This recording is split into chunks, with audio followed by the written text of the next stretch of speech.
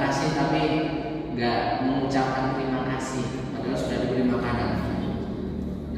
Nah, kalau sifat penghuni surga yang disebutkan oleh Allah di surat Al-Insan ini, bahkan mereka tidak mengharapkan rasa terima kasih.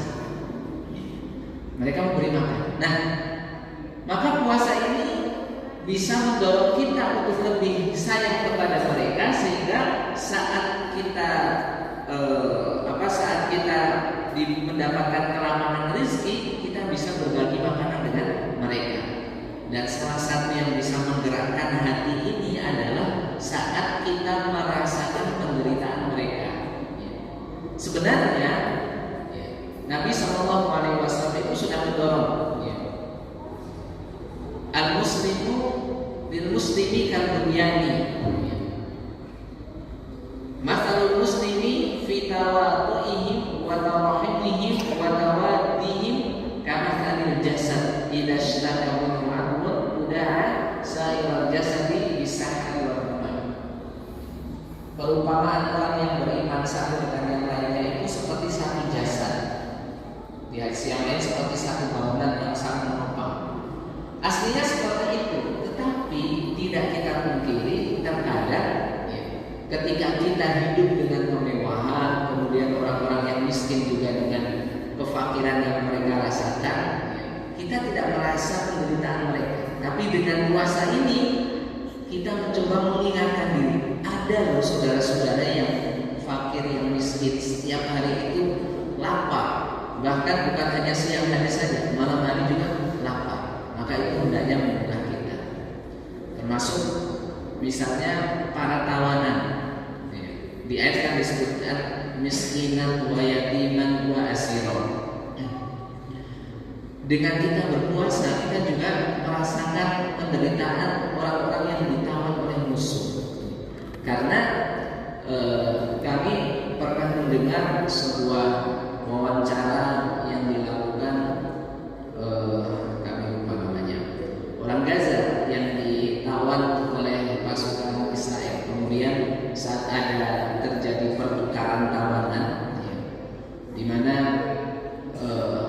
mujahidin Palestina itu yang menawan orang-orang Israel, tawanan itu diperlakukan sebaik mungkin. Mereka diberi makan dengan makanan yang mereka makan dan seterusnya. Tapi tawanan orang Palestina yang ditawan oleh orang Israel itu benar-benar mendapatkan siksaan, termasuk dalam masalah makan. Disebutkan bahwasanya petugas itu memberikan makanan itu dengan sangat tidak layak. Terkadang makanan sudah basi, makanan sudah jamuran dan yang lain sebagainya. Dan dikatakan kepada para tawanan oleh tentaranya, kami memberi kalian makan itu tujuannya cuma satu, biar kalian tidak mati. Itu saja. Karena pengen melihat mereka terus disiksa. Jadi kalau umpamanya manusia bisa bertahan dengan tanpa makan, mereka nggak mau ngasih makan. Tapi makan itu supaya dia tidak mati. Itu yang dikatakan oleh para tentara. Subhanallah. Sehingga benar-benar laparnya itu sangat dahsyat. Nah, itu kita rasakan saat berpuasa.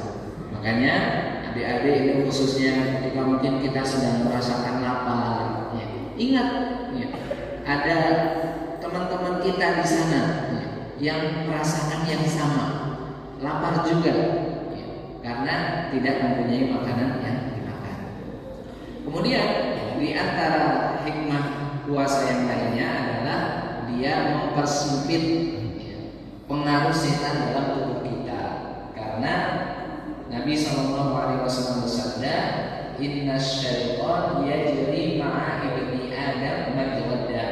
Setan itu dia berjalan memberikan godaannya pada manusia bersamaan dengan aliran darah.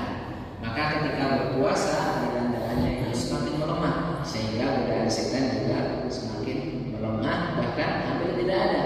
Karena di sebuah riwayat Nabi SAW itu menyebutkan bahwasanya setan diganggu pada bulan Ramadan. Kemudian di antara hikmah puasa yang lainnya adalah puasa mempunyai pengaruh dalam menjaga tubuh kita untuk tidak digunakan bermaksiat kepada Allah Subhanahu wa taala. Seperti sabda Nabi sallallahu alaihi wasallam, "As-siyamu junnatun." Puasa itu adalah perisai. Nah, para ulama itu menjelaskan kenapa puasa disebut perisai itu dengan penjelasan yang sangat luas. Di antaranya adalah puasa perisai seseorang dari api neraka, sehingga dengan berpuasa bisa menyelamatkan dirinya dari siksa